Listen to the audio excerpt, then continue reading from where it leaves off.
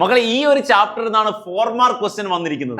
വളരെ കുറച്ച് മാർക്ക് മാത്രമേ ഈ ഒരു ചാപ്റ്ററിനുള്ളൂ. അതായത് ഏകദേശം 6 മാർക്ക് മാത്രം. ശരിക്കും ചോയ്സ് ക്വസ്റ്റ്യൻ ഇല്ലാത്ത പുതിയൊരു രീതി അല്ലേ, A+ വരെ. അതായത് ഈ ഒരു ചാപ്റ്ററിൽ നിന്ന് 1 മാർക്കിനും 2 മാർക്കിനും 3 മാർക്കിനും 4 മാർക്സിനുള്ള ചോദ്യങ്ങൾ വന്നു എന്നുള്ളതാണ്. അതായത് ഒരു ചാപ്റ്റർ പഠിച്ചാൽ നമുക്ക് 17 മാർക്കാണ് കിട്ടുന്നത്. Dears, welcome back to RKNX. So mid term എക്സാമിന്റെ ഡേറ്റ് ഏകദേശം വന്നിരിക്കുകയാണ്. യെസ്, പഠിച്ചു തുടങ്ങണം. പഠിച്ചു തുടങ്ങി വെയിറ്റേജ് അറിഞ്ഞ് പഠിച്ചു തുടങ്ങിയാൽ A+ എന്നുള്ള ഈസി ആണല്ലേ. മക്കളെ ഏതൊക്കെ ചാപ്റ്റേഴ്സ് ആണ് ഓരോ സബ്ജക്റ്റിൽ നിന്നും പഠിക്കേണ്ടതെന്നുള്ളത് ഇന്നലെ നിങ്ങൾ ASRMSന്റെയും ആർട്ടിസാറിന്റെയും വീഡിയോ കണ്ടിരിക്കും. ആൻഡ് ഓരോ ചാപ്റ്ററിന്റെയും കെമിസ്ട്രിയിലെ ഓരോ ചാപ്റ്ററിന്റെയും വെയിറ്റേജ് നോക്കാണ്. അതായത് ചില ചാപ്റ്റേഴ്സ് മിസ്സാക്കിയാൽ ഒരിക്കലും നിങ്ങൾക്ക് A+ കിട്ടില്ല അല്ലേ. യെസ്, അപ്പൊ നമ്മൾ ഓരോ ചാപ്റ്ററിന്റെയും വെയിറ്റേജ് നോക്കാം. First chapter nomenclature and isomerism, organic കോമ്പൗണ്ടിന്റെ നാമകരണവും ഐസോമറിസവും എന്നുള്ള ചാപ്റ്റർ അല്ലേ. അതായത് SCERT ഒരു മോഡൽ ക്വസ്റ്റ്യൻ പേപ്പർ, ഒരു സാമ്പിൾ ക്വസ്റ്റ്യൻ പേപ്പർ പ്രസിദ്ധീകരിച്ചിരുന്നു.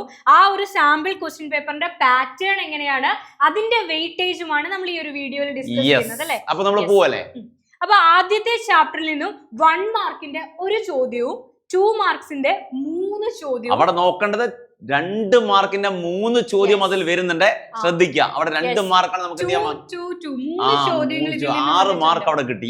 അതേപോലെ 3 മാർക്സിന്റെ 2 ചോദ്യങ്ങളും ഈ ചാപ്റ്ററിൽ നിന്ന് വന്നു. അത് മാത്രമല്ല മക്കളെ 4 മാർക്സിന്റെ ചോദ്യവും. അപ്പൊ ഈ ചാപ്റ്റർ പെർട്ടിക്കുലർ ഈ ചാപ്റ്ററിന്റെ പെർട്ടിക്കുലർ അതായത് 1 മാർക്കിന്റെയും 2 മാർക്കിന്റെയും 3 മാർക്കിന്റെയും മാത്രമല്ല 4 മാർക്കിന്റെ ചോദ്യങ്ങളും ഈ ഒരു ചാപ്റ്ററിൽ നിന്നാണ് വന്നത്. അതായത് ഏറ്റവും കൂടുതൽ നിങ്ങൾ നോമൻക്ലേച്ചർ തന്നെ കോമ്പൗണ്ടുകൾ ഒരുപാട് കൊടുത്തിട്ടില്ല. അതിന് ലോങ് ബ്രാഞ്ചുള്ള കോമ്പൗണ്ട് കൊടുത്തിട്ടുണ്ട്, 2 ബ്രാഞ്ചുള്ള കോമ്പൗണ്ട് കൊടുത്തിട്ടുണ്ട്, 3 ബ്രാഞ്ചുള്ള കോമ്പൗണ്ട് കൊടുത്തിട്ടുണ്ട്, ഫങ്ഷണൽ ഗ്രൂപ്പുകളിലെ കോമ്പൗണ്ട്. അപ്പൊ ഓരോ പാർട്ടായിട്ട് ചോദിക്കാൻ ചാൻസ് ഉണ്ട്.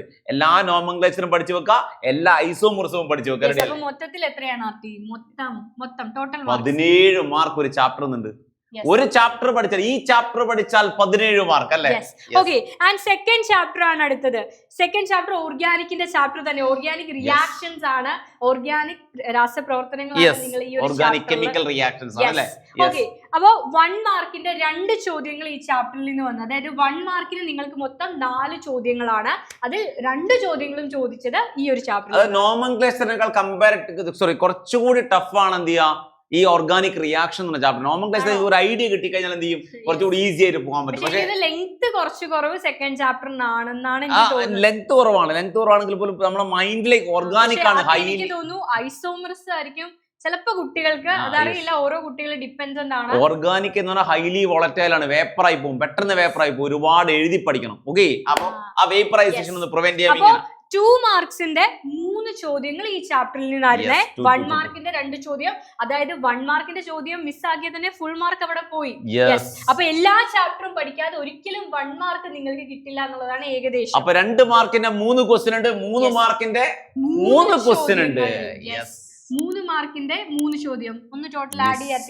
മിസ്സായി പോയത് 9 + 6 അറിയില്ലല്ലോ, 15 + 2 17. അപ്പോ ഈ 2 ചാപ്റ്റർ, ആദ്യത്തെ 2 ചാപ്റ്ററിനും നിലവിൽ SCERT പബ്ലിഷ് ചെയ്തിരിക്കുന്ന സാമ്പിൾ പേപ്പർ അനുസരിച്ച് ഈക്വൽ വെയിറ്റേജ് ആണ്. 17 മാർക്കുകൾ 2 ചാപ്റ്ററിൽ നിന്നും നമ്മൾ എക്സ്പെക്ട് ചെയ്യും. പക്ഷേ മക്കളെ അതിൽ 4 മാർക്ക് ക്വസ്റ്റ്യൻ ഇല്ല എങ്കിൽ പോലും 3 മാർക്ക് ക്വസ്റ്റ്യൻ അഡീഷൻ ആയിട്ട് ഒരു 3 മാർക്ക് ഒരു 1 മാർക്ക് ആഡ് ചെയ്തിട്ടുണ്ട്. മക്കളെ നിങ്ങൾ ശ്രദ്ധിക്കേണ്ടത് 4 മാർക്ക് സാമ്പിൾ ക്വസ്റ്റ്യൻ പേപ്പറിൽ ഫസ്റ്റ് ചാപ്റ്ററിൽ നിന്നാ. പക്ഷെ അത് യാതൊരു നിർബന്ധവും ഇല്ല. ചിലപ്പോൾ നിങ്ങൾക്ക് എക്സാമിന് സെക്കൻഡ് ചാപ്റ്ററിൽ നിന്നായിരിക്കും 4 മാർക്ക് വരുന്നത്. കാരണം രണ്ടും ഈക്വൽ വെയിറ്റേജാ, രണ്ടും 17 മാർക്കിന് എക്സ്പെക്ട് ചെയ്യാം. അപ്പൊ നമ്മൾ ആ ഒരു വെയിറ്റേജ് നോക്കി പഠിക്കാം. അപ്പൊ 4 മാർക്ക് ഇല്ല എന്ന് ഉറപ്പിക്കൊന്നും വേണ്ട, നമ്മൾ ഒരു സാമ്പിൾ പേപ്പർ വെച്ചിട്ടുള്ള അനാലിസിസ് പറയുന്നത്. ഓക്കെ, അടുത്തത് ചാപ്റ്റർ 3. ഏറ്റവും ഈസി ആകാൻ ചാൻസ് ഉള്ള നിങ്ങൾക്ക് പീരിയോഡിക് ടേബിൾ. കാരണം 9th നിങ്ങൾ പഠിച്ചതാണ്. ഓൾമോസ്റ്റ് ഈസി ആയിട്ട് ഒരൊറ്റ വായനയിൽ പഠിച്ചു തീരാവുന്ന ചാപ്റ്റർ ആയതുകൊണ്ട് തന്നെ അവർ വെയിറ്റേജ് കാര്യമായിട്ട് ഒരു വെയിറ്റേജും കൊടുത്തില്ലടാ ഈ ചാപ്റ്റർ അല്ലേ. അതെ, ഏറ്റവും വെയിറ്റേജ് കുറഞ്ഞ, അതായത് ഒരു 6 മാർക്കിന് മാത്രം വെയിറ്റേജ് വരുന്ന ചാപ്റ്റർ ആണ്. 1 മാർക്കിന്റെ 1 ചോദ്യം, 2 മാർക്കിന്റെ 1 ചോദ്യം, 3 മാർക്കിന്റെ 1 ചോദ്യം, അങ്ങനെ ടോട്ടൽ ഒരു 6 മാർക്ക്. അതായത് 3 ചാപ്റ്ററും സിലബസിൽ ഉണ്ടെന്ന് നമ്മൾ പറഞ്ഞാലും ഒരു 2.5 ചാപ്റ്റർ മാത്രമാണ് സാമ്പിൾ ക്വസ്റ്റ്യൻ പേപ്പർ അനുസരിച്ച് നിങ്ങൾക്ക് പഠിക്കേണ്ടതായിട്ടുള്ളൂ. എനിക്ക് തോന്നുന്നു പീരിയോഡിക് ടേബിളിന്റെ ട്രെൻഡ്സും കാര്യങ്ങളും സാമ്പിൾ ക്വസ്റ്റ്യൻ പേപ്പറിൽ ഇല്ല. അതായത് ആ ചാപ്റ്ററിന്റെ ഹാഫ് മാത്രമായിരിക്കും. നിലവിൽ കഴിഞ്ഞ വർഷം വരെ 10ാം ക്ലാസ്സുകാർക്ക് 2.5 ചാപ്റ്റർ മാത്രമാണ്. 3rd ചാപ്റ്ററിന്റെ പകുതി വരെ പഠിച്ചാൽ മതി. അതുകൊണ്ട് തന്നെ ആയിരിക്കും വെയിറ്റേജ് ഇങ്ങനെ വന്നിരിക്കുന്നത്. ഓക്കെ, മോസ്റ്റ് പ്രോബ്ലി വെയിറ്റേജ് ഇങ്ങനെ വരാനുള്ള ഒരു കാരണം അത് തന്നെയായിരിക്കും. എനിക്ക് 6 മാർക്ക് മാത്രമേ ഉള്ളൂ. അപ്പൊ 17. പക്ഷേ ഇവിടെ ശ്രദ്ധിക്കേണ്ട ഒരു കാര്യം, കഴിഞ്ഞ വർഷങ്ങളിലൊക്കെ ഈ ഒരു ചാപ്റ്റർ